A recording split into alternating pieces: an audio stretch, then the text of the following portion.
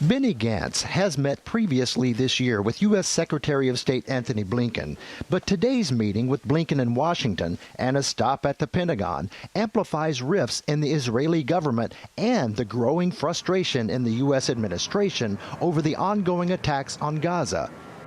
Gantz also met Monday with U.S. Vice President Kamala Harris, and tension is escalating as the U.S. appears to push Israel harder for at least a temporary ceasefire in Gaza.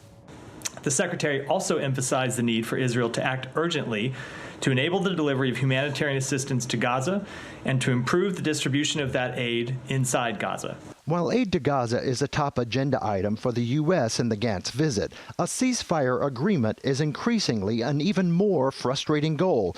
It was just last week President Biden put a specific day on a ceasefire agreement. Pressure is building on the Biden administration to hold up assistance to Israel. And not just to cajole and complain, but to actually use American leverage. Whether he does it this week or next, it's got to happen soon unless there is a ceasefire in the very near term. Israel did not send a delegation to the latest round of talks with Hamas, but says an offer is on the table.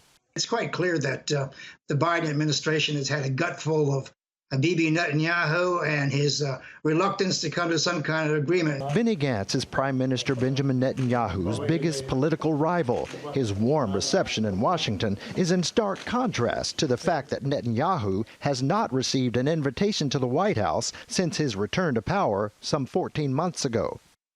The reason that Benny Gantz, is the centrist opponent, went to Washington is that Washington's looking for someone to deal with. They're making it very clear here they don't want to deal anymore with Netanyahu. Gantz also made the rounds with congressional leaders looking for lawmakers to pass an aid package to Israel. Perhaps this is the U.S. looking at the centrist leader as a potential future alternative to the current Netanyahu government.